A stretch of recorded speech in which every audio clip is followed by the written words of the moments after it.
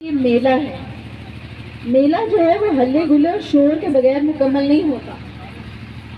हमारी एक और बड़ी अच्छी आर्टिस्ट भी हैं और हमारे उस्ताद भी हैं, उनको मैंने कहते डोले की मर्जी चिट्टा चोला नहीं बुलेंदा डोले की मर्जी। और वो कहते हैं ना वो मेला लूट के ले गई पंजाबी कुड़ी, वो मनीजा हाशमी साहिबा। ये मेरी जेड़ी है ना मामा, वो मैनू कहते ने वे पंजाबी ना बोला कर, ये पिंडू लगती है। तो सबने देखा है, अब थोड़ा सा बोल के भी दिखा दो, थोड़ा सा क्या कहना चाहोगी? तो बोलो। अस्सलाम वालेकुम। कैसी हैं आप? अच्छा, इसका मतलब ये है, इसने जो पूछा है कि कैसे, तो उनके माशी हालात भी संवर सकते हैं।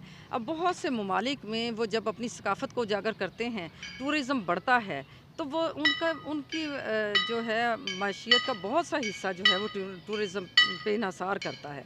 तो क्यों ना हम भी अपने ज़िला झेलम में ऐसी चीज़ों को राइज करें कि हमारे भी यहाँ की टूरिज़म बढ़े और जितनी भी ये सकाफ़ती चीज़ें हैं और इससे फिर हमारी सकाफ़त भी उजागर हो। Thank you so much. आज जो यहाँ पे सकाफ़ती प्रोग्राम और मुख्तलिफ़ आइटम्स और मुख्तलिफ़ इन्होंने टैबलोज़ वगैरह पेश किए हैं सकाफ़त के मुतालिक, ये हमारी एक यूनिसेफ के तावन और गवर्नमेंट ऑफ पंजाब के तावन से एक फैज़ फाउंडेशन ने अरेंज किए।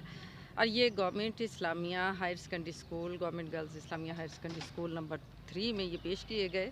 और इन्होंने यहाँ पे हमारी सकाफ़त को उजागर करने के लिए पिछले 3 रोज़ से मुख्तलिफ़ सेमिनार्स किए हैं, टूरिज़म किया है, यानी किला रोहतास गए हैं, बच्चों को वो ले के गई हैं और उन्होंने वहाँ पे बच्चों को अपनी सकाफ़त के मुतालिक बताया है।